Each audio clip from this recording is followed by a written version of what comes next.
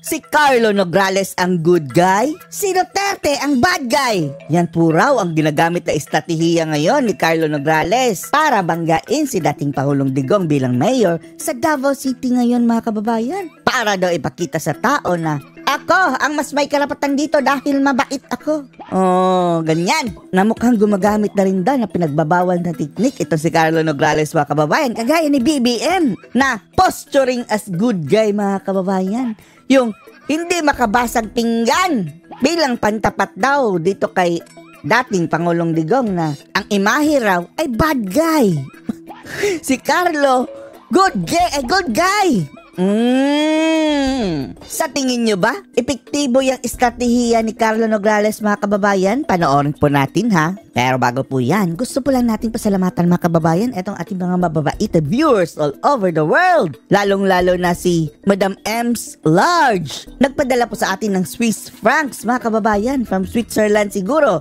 Thank you so much, Madam Ems. Si Ma'am Kitty Chan Gonzalez ng Australia. Thank you so much po, Ma'am Kitty. Si Madam Maria Marlene Sosa ng Europa. Thank you so much po, Madam Maria. Ang kababayan nating si Koy. Ang daming Koy ha. Koy ng Saudi Arabia. Thank you so much po, kababayan. At lastly, ang kababayan natin si Bernadette Loebker, mga kababayan. From Australia, thank you so much po, Ma'am Bernadette. Narito po ang video. Itong muling pagtutuos ng mga Duterte Nograles. Huli silang nagtuos yung tatay ng mga Nograles versus tatay ng mga Duterte for ano lang yun, for mayor, no? Pero ngayon ata yung first time na talagang nagtapatan sa lahat ng posisyon na tinakbuhan nila, maliban na lang siguro sa party list. Dahil yung si Carlo Nograles, tatakbong... Pero may isa pang Nograles ba kababayan eh. Nakapatid yan si Migs at saka si Carlo. Ewan na natin kung ano ang tinakbuhan. Si Jericho, hindi Rosales pero Nograles. Mayor, yung si Migs Nograles, tatakbong congressman, tatapatan ni dating Pangulong Duterte bilang mayor, tapos si Pulong Duterte, kalaban ni Congressman Migs, si Mayor Baste, talagang yung parang dinipensahan yung kanilang stronghold talaga, pati na yung mga anak ni Pulong pinatakbo rin sa ibang mga distrito kasi parang una yatang napansin. Siguro ang tawag ko nito, natunugan nila yung strategiya ng kalaban. Kasi noong barangay, ito yung naririnig ko na dati, barangay elections, pumupwesto na yung mga barangay chairman, barangay officials ng mga maka-Nograles. Kaya doon sila parang, parang anong nangyari dito? Akala ko ba nag-reconcile na tayo, puring-puri kayo sa mga Duterte, gamit na gamit ninyo yung mga Duterte, natulungan kayo ng mga Duterte na makakuha ng... Gamit na gamit ang mga Duterte. Pati yan si Migs Nograles, mga kababayan, hindi mananalo yung PBA party list kung hindi siya nagpa-endorso kay Sara Duterte. Diyos me yun. Gilita. Mga posisyon, kung ano yung mga posisyon nakuha ninyo ngayon, attorney, anong nakikita mo rito?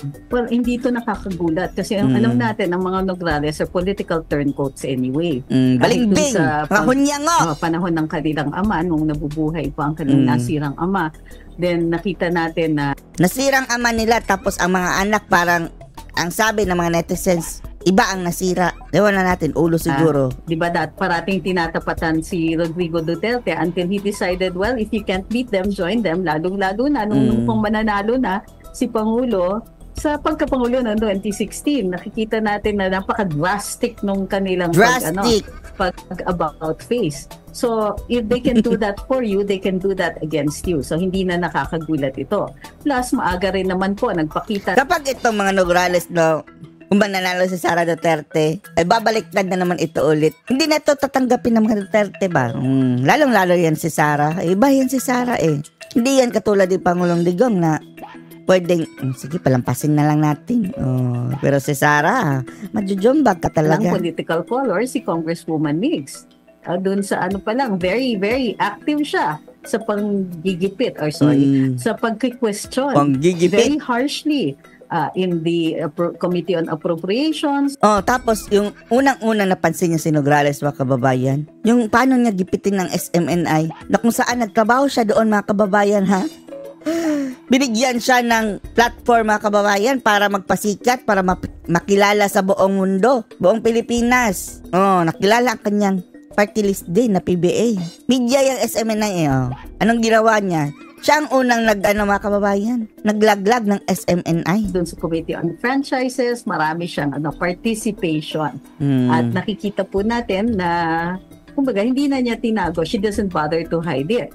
Si Carlo naman was appointed head ng Civil Service Commission. And at the start, kumbaga, very diplomatic. And before that, he was also CABSEC. So nakikita natin, nagmamachinate sila. They moved, nagulat ang lahat talaga. Kahit nung ako, I remember, na nung na-appoint na cabinet secretary na CABSEC, itong si Carlo Nograles, nagtaka ako, wait, how did he come to deserve this? Correct. Kasi ang finifill-in niya na position used to be occupied by CABSEC Jun Evasco. Kung nakikita natin kung bakit siya nandun, matagal na siyang kasama ni Mayor Duterte noon, matagal na silang magkaibigan, and has organizational skills that he learned from his time with the left. So, dito with Carlo, who is primarily a politician, nakakagulat na naging CABSEC siya. And then later, pinagkatiwalaan ni dating Pangulong Digong dahil nakipag-peace ang kanyang tatay sa kanya Sinabi kasi nila, ang Nograles family is forever loyal sa mga Duterte.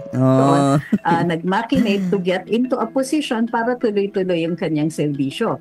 Once he was in position, nakipag-usap sa BBM administration and somehow managed to survive. And we know that in the BBM administration, to survive, you need the skills of a seasoned turncoat. Kumbaga, yung kumbaga parang you have to be slippery. Kailangan madulas parati. Hindi lang sa dahil nagpapadulas ka, but you must be able to ingratiate yourself with the authorities. Now, titingnan din po natin, parang may deliberate contrast na pinapakita dito si Carlo kay former President Duterte. Siya daw ang good guy, mga kababayan. Is to provide himself with the yung parang kunwari siya yung solid, siya yung hindi nagmumura, siya yung, well, I don't know what else he's going to show. Ano pa ba mga contrast? Mamon at bato. Si Duterte ang bato, si Carlo ang mamon. Dahil good and bad daw, mga kababayan Duterte ang bad, si Carlo daw ang good. Yan ang pinaportray nitong si Nograles, mga kababayan. Ano pa ba? Bala at lipstick? Ewan lang natin. Because kung sa accomplishments, ano yun? Siya yung sumasayaw. Sumasayaw? Hindi natin alam kung sasayaw siya. Pero I'm sure matatalo siya ni dating mayor. Kasi nakita ko na si... Butas ang kay dating Pangulong Duterte. Si Rodrigo Duterte sumayaw. Di ba naalala mo nung panahon ng pandemya? Alaman siya ng TikTok niya sa pamamaraan niya ng messaging. Kasi CABSEC siya nun, tsaka siya yung tagapagsalita ng di ba? Ng COVID task force. Pero spaghetti pababa, mga kababayan, ang sayaw ni Carlo. Nung sa interview niya, mahahalata mo rin na pigil yung kanyang pagbanat. I mean, sa ngayon, gusto niya na parang latagan daw yung taong bayan sa Davao City ng other choice. Diba parang yun yung wala naman pagpigil sa kanya. Pero meron sa mga issues na nilalabas mga kababayan. Ang issue daw ng baha sa Davao City. Kung ikukumpara mo naman sa Maynila, nako. Parang patak lang ng tubig yung baha sa Davao. Na di ko lang alam na hindi siya pumipitik. Diretsahan, di ko lang alam. Baka kasi dumugin siya doon ng mga tao. Nandun pa naman siya sa paghain niya, attorney. Nung naghain siya ng kandidacy, mga kababayan, hakutan to the max. Mayroon talagang uniform na Nograles. Hindi katulad ni Pangulong Digong na parang flash mob. Yung mga tao na naglalakad lang dyan. Nagsisitakbuhan papunta kay Pangulong Duterte. Yes, nakikita natin. But ang tingin ko nga is he's trying to present a contrast. Kaya pigil Kasi feeling ko, alam ko na medyo na yan medyo rearing na yan para makapagbardagulan. Ang problema, kung makikipagbardagulan siya, walang tatalo talaga kay Rodrigo Duterte. Kasi Master hindi pigil Naalala mo yung 2016 election. Diba, ang kalaban, yung mga nasa... Ay, kahit pa hindi yan pansinin ni Digong si Nograles, hindi yan mananalo si Nograles talaga. Never, ever. Administrasyon noon. Laban kay Pangulong Duterte sa Davao City. No. Kahit hayaan na ng Duterte yan. Talagang ang mumukha nila na sila ay mga matitino, hindi palamura. Sa likod ng camera lang sila nagmumura. Yung mga yung parang matitino sila. Statesman. Probinsyano. The way siya magsalita, akala nila parang mababa yung tingin nila dahil probinsyano lang ito, mura, hindi ito bagay. Ganyan yung kanilang imahe na pinupukol dito. Ngayon, parang ganito ba yung nakikita mo na ganun din na senaryo na nakita nila na hindi naman effective pero gagawin pa rin nila. We'll do it anyway. So, ang tingin ko rin dito, iba rin. Kasi itong si Duterte, he's always full of surprises. So ano masasabi niyo dito mga kababayan? Ang pinoportray nito si Carlo Nograles is good guy, bad guy. Si Carlo daw ang good guy, si Duterte ang bad guy. Sapat na ba yan para ikapanalo ni Carlo? Post your comments below.